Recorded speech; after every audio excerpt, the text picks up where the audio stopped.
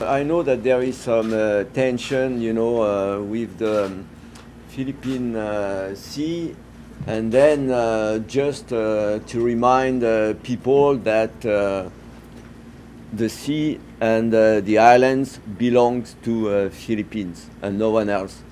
So that's the purpose for my ascent today.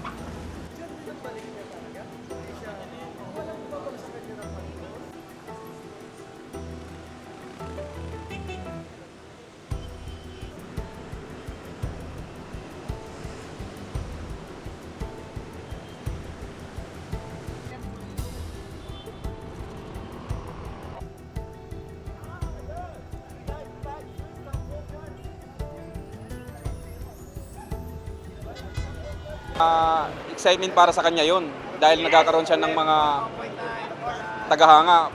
Pero yung mga nandito naman, nakakaroon siya ng abala, traffic, sa mga tao. Siyempre, ang daming na-istorbo sa oras ng trabaho. Galing siya eh. Puta, nakakatakot yung ginagawa niya. Actually, nanonood pa lang ako, pinagpapawisan na yung mga kamay ko. Yung mga nakakalula eh.